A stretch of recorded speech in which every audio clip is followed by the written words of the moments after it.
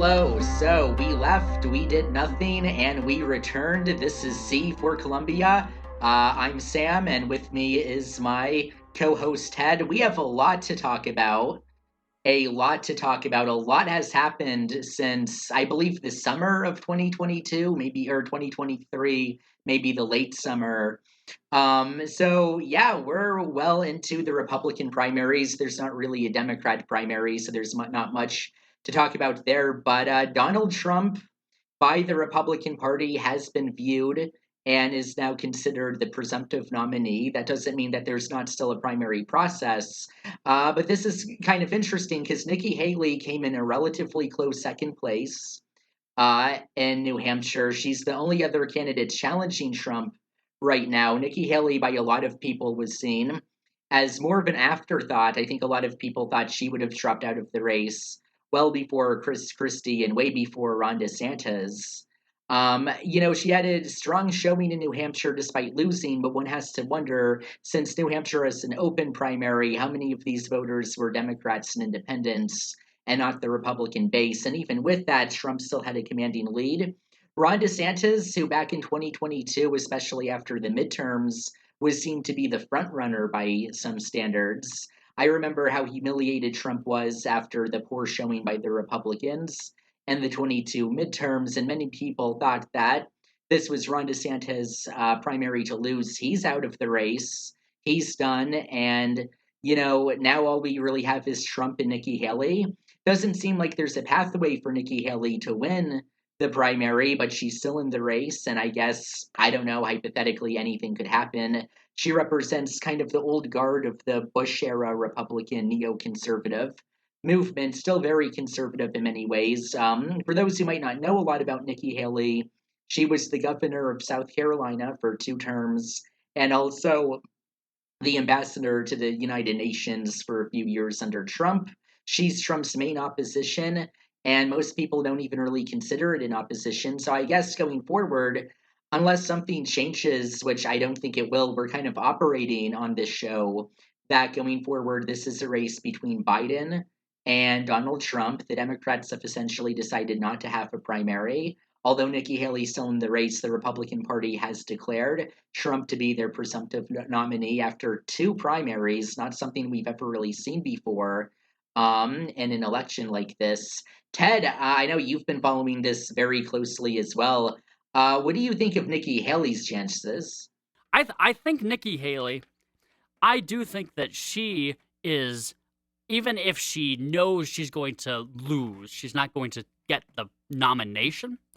I think that there is a reason to stay in the race, even assuming that she knows she's going to lose. Of course, she would never say that she's staying in the race.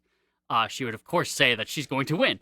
But what I believe the ancillary reason that she should stay in the race is that she does represent a wing of the party which is not Trump, a wing of the Republican Party which is not sworn fealty to Trump. And that section of the Republican Party, that this still exists. There is still a Republicanism that is not Trump-centric. Because without her, let's say she did drop out after 2 states. Now, the primary process is just handed to Donald Trump. No one else is running against him. It gives the appearance that Trump has now taken over entirely the Republican Party. And even if that is more or less the case, you may think that that's the case, listener. You may think that's not the case. But Nikki Haley makes the argument that that's not the case. Even if it's not enough to win the primary, it is enough to make a showing and to make a concerted effort to pivot some of the issues to a more traditional conservatism. I do think that probably her losingest positions are her stances on immigration. Probably her best positions are her positions on taxes, traditional conservative view of taxes. So that voter, even if they feel powerless as far as changing the nomination, they can go to the polls and still vote for Nikki Haley in that sense. Kind of interesting to me that I suppose I don't know how they would play this. I've heard very little about the fact that she's a woman this go round, which I'm happy that that's the case, that she's just a candidate and her sex has nothing to do with her candidacy. That makes me feel a little more that it's a normalized thing. It's not a special thing. which is my issue so much with when Kamala Harris did get the VP or um, Hillary Clinton running for president. So much about it was of her sex, and you can make the argument that that's a good thing. And you can make the argument that talking about that is a good thing, but I actually believe it was more divisive and probably hinders chances of making a real inroads more than how Nikki Haley appears to be holding herself, which is simply, I'm a conservative candidate. And I have some great things to bring to the table. Um, yeah, you mentioned old guard, and she really does represent an old guard. In a sense. Yeah, I guess it depends how you look at it. I mean, in some ways, Donald Trump does represent the old right, though, the anti-free trade, anti-immigration. there's kind of a. It's interesting that now Trump has spent the last 8 years. I think it will be. No, wasn't it 8 years last June when he started his political career, basically. I mean, even that depends. He ran kind of on the Reform Party back in 2000, but Pat Buchanan ended up. And then, of course, there was the 2012, really in 2011, where he was going after Obama's birth certificate, which, that kind of got into the whole Seth Meyers making fun of him, and then Trump getting super pissed off and wanting Donald Trump, to run. A lot of that was based on that situation back in 2011. But I guess the point I'm trying to make here is it's kind of funny in hindsight that we're sort of referring to the neoconservatives as the old guard of the Republican Party. At one point, they were the neoconservatives. Trump has been doing this now for 8 years, and he still seems to stand apart from the Mitch McConnells, and he can still manage to stand out. And I think a lot of that is to do with he continues to break norms, whether he's trying to or not. All of the criminal cases, the amount of which it's impossible to even keep track of at this point, um, and civil and criminal, I guess, or at least it's impossible for me to keep track of. I'm sure someone out there is keeping track of it, so we appreciate that. Yeah, but yeah, he does not seem to be absorbed into the public consciousness of establishment. And in a way, I guess Nikki Haley might. It's hard to say. Do you, as a conservative who does not like Trump, do you want to be able to say in 2024, let's say he loses the election, assuming he loses the election, the Republicans can look back and say, well, now it's been 2 times and this guy's not doing it for us. We need to rethink our strategy. And in the case of no Nikki Haley, they could point back and say, look, he took over the party. There was no voters left. All the traditional Republicans dried up. We need to revitalize that. We need to bring that back. We've forgotten about all of that. And then conservative politicians can come back up out of the woodwork and appeal to that. In the case of Nikki Haley running, maybe she's hoping that if that does happen, she can sort of lead that charge. She's young. I'm not sure quite how young, but her political career is not over. Not that young. She's like 50s, Well, like mid 50s. By political standards, that's still kind of right, young. right. But she's not as young as she was when she was like governor. She used to be a young gun as governor. Like, Well, what I'm saying is she'll still be around in sure. 2028, and she'll still be around in 2026 for the midterms. And so I think that if she's planning on positioning herself as a Trump, not even a Trump alternative, but like a swing away from Trump, she could pull that off. She could still do that, assuming she doesn't endorse him. I guess it would be odd for her to drop out and then endorse him.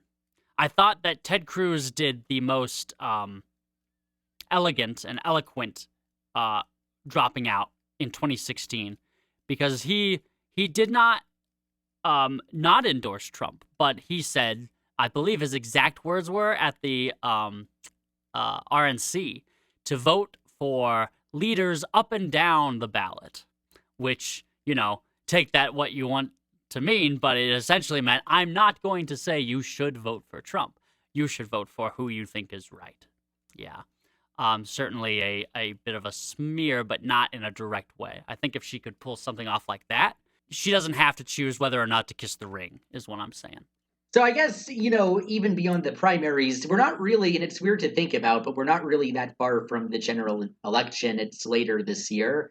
Hmm. And, I think most people who follow politics probably do assume at this point it is going to be Trump and Biden. Some activity that's happened already in terms of the general election. Colorado and Maine are taking Trump off the ballot. They don't want people to be able to vote for Trump. Now, Colorado Mm. used to be more of a red state, but since '08, it's been blue. And I think it's one of those states, the hipsters like to move to. It's that trendy, Boulder, Denver area. Maine votes Democrat, but they have that one electoral vote that Trump does tend to win. So in a close election, that could matter. I guess I'd say a couple things. Like one, why shouldn't I assume this isn't going to be struck down by a conservative Supreme Court? A lot of which are people Trump picked himself. Is that really going to go anywhere? Right. Two, do the states have the right to do that? And I think, in a literal sense, like if a state wants to do Sure. that, it is within their legal right. I don't necessarily think, in a legal sense, they've necessarily done anything that wouldn't be protected by the 10th Amendment, especially if they want to invoke the insurrection with that. But I mean, I am tempted to think that this is going to get struck down eventually. And, I don't think that this is really going to catch on. Even if this didn't get struck down, I mean, what this would probably amount to is that, conservative states would take Biden off the ballot and Republican states would take, or Republican states would take Biden off the ballot and Democratic states like California would take Trump. I mean, is that really, besides that one electoral vote in Maine, is that really going to make that much of a difference? So I'm tempted to think, regardless of how I feel personally about Trump, that in a legal stance, the Supreme Court probably will strike that down. And I think at the end of the day, we are going to have a pretty standard election. In terms of polling, I mean, it's hard to say. Polling's kind of gone back and forth. We're still several months out from the election. Obviously, a lot of things can happen. Here's what I would kind of say Trump's advantages and Biden's advantages. Trump has a very passionate and energized base. Trump has a base of people, a core group that just really love him. Like, regardless of why they love him or should they love him, he has a base. And that's important because voter turnout's a big thing when it comes to general Totally. elections. Plenty of people don't even vote. If you can just get enough people to wake up in the morning and cast a ballot, that's going to help you. Now, Biden's advantage in the general election is that independents don't like Trump at this point. In 2016, Trump did very well with the independents, and that played a very big role in him winning the 2016 election. And 2020, independents moved to the Democrats. They voted for Biden. And I'm tempted to think that independents, as a whole, for the most part, are probably going to lean Biden, even if they're not in love with either candidate. Some of that could be because of the January 6th Hmm. insurrection, but there's other factors too. I mean, 2020 happened before that, and Biden still did well with independence. So I guess it just comes down to if Biden can keep independence, regardless of Trump's base, can Biden get Democrats, including progressive Democrats that like Bernie Sanders, energized to show up to vote? Because I think one advantage Biden had was that COVID really put people in a frenzy. And there were a lot of people that really felt like Trump was killing the country because they felt he was mishandling COVID. And it just seemed so urgent at the time for people of that persuasion, that, Democrat base, to show up, not vote third party, and vote for Biden. He's not going to most likely, and again, something could happen, things could change, but he's probably not going to have that kind of turnout. So would independence be enough? Is Trump's base big enough to win the general election just based on voter turnout? That to me is going to be the big question that we're going to have to look at in the next few months. Yeah. So voter turnout. Um, I don't know what your feeling is. You mentioned that Trump obviously has a huge base, and yeah, and has a very loyal base. As we've seen, I mean, DeSantis couldn't pull it. So that base, I think that in Trump's um in Trump's ball game, he would like a lower turnout in general, which I think is always the case. Has always been the case with him. The more divisive mudslinging, the more mudslinging, generally that lowers turnout because it disinterests independents. If there's a lot of mudslinging on both sides, they're just like, oh, I hate this whole process. And either they don't vote or they vote third party. I want to get back to third party in a little bit. Um, but I think in the case of the Democrats in 2016, they felt a similar unease. There was an uncertainty with how independents were going to vote. And when you have that, when you have an uncertainty with independents, you have to hedge your bets and say, well, if we encourage get out the vote really strongly and we're unsure how they're going to vote, that might really position us in a bad place. But if we know that independents are favoring us, and it's clear in polling that independents are favoring us, let's encourage get out the vote. Let Trump try to squelch independent votes. And this is the case in 2020, I think. There was a lot of get out the vote, particularly by Democrats. The general election is not for a while. I mean, it's months away. So there's time to do all of that. And I'm sure we're going to see come September, it's always around September, after the conventions, a huge amount of political ads. And I imagine that the Democrat ones, you're going to see a lot more get out the vote. Because I do believe that favors Democrats at the moment. That is not to say it will work.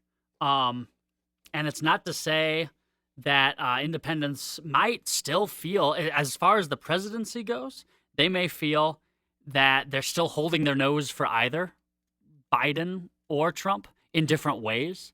They might be put off by both of them, or feel very much nothing towards Biden, which I think is better than, you could argue that feeling nothing towards Biden is better than feeling animosity towards Trump, and it helps Biden. Sure. You could also argue, though, that feeling of nothingness will just dissuade them from voting at all.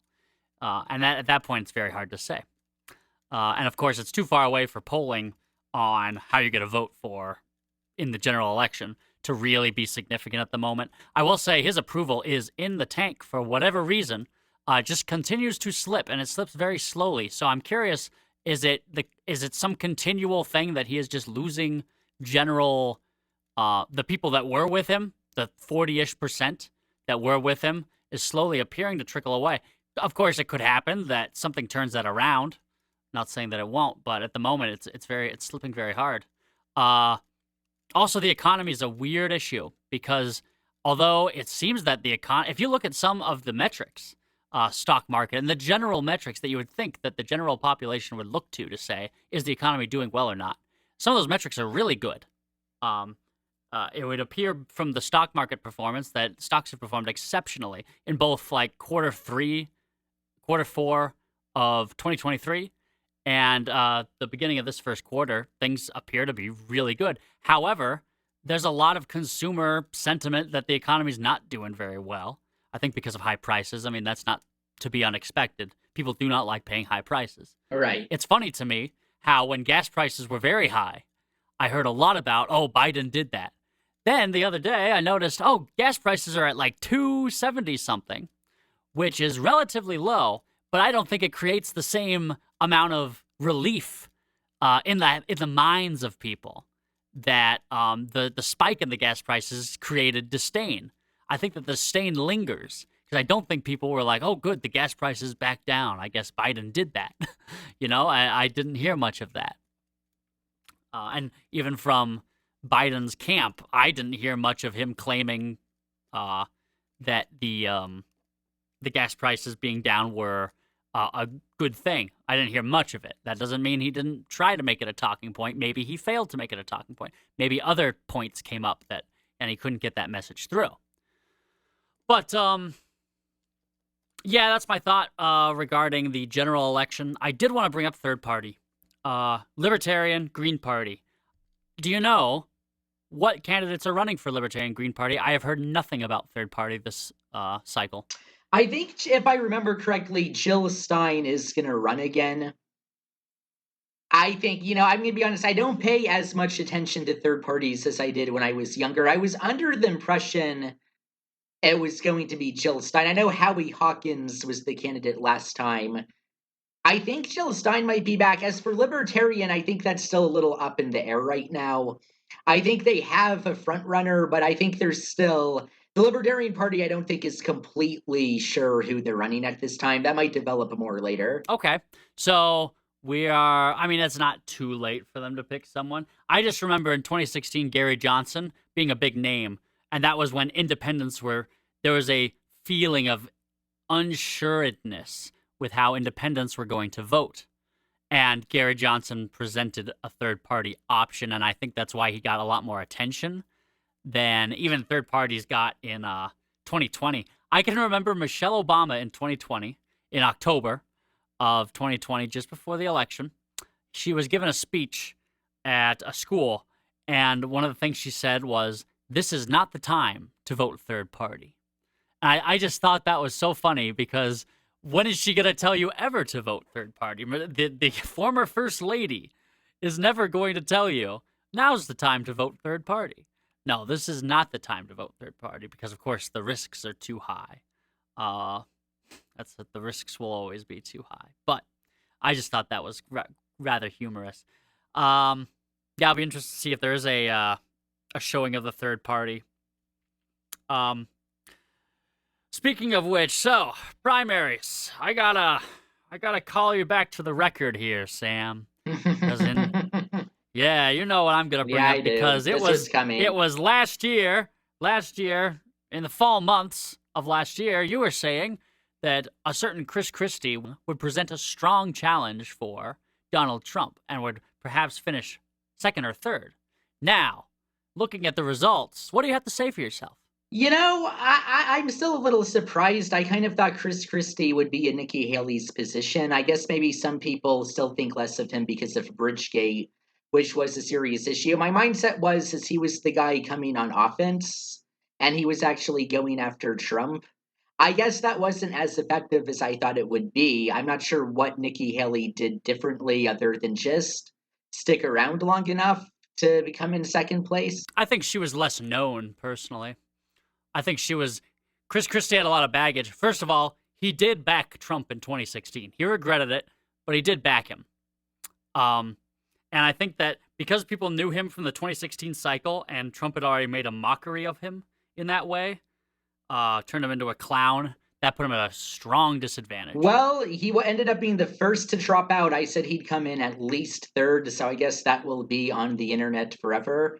But people have made worse predictions. Yes, sir. So I'm in good company. That's how politics goes, though, right? Pretty much. But we'll have plenty more to talk about soon. I think that wraps it up for today. But we will be a little bit more hands-on in the future. I know we did take a bit of a break. We have a lot to talk about, especially in the next few months, so stay tuned. And I'm looking forward to doing it with you, Sam. And for all of us at C is for Columbia Studios, have a good day. Thank you for listening, and we'll see you next time.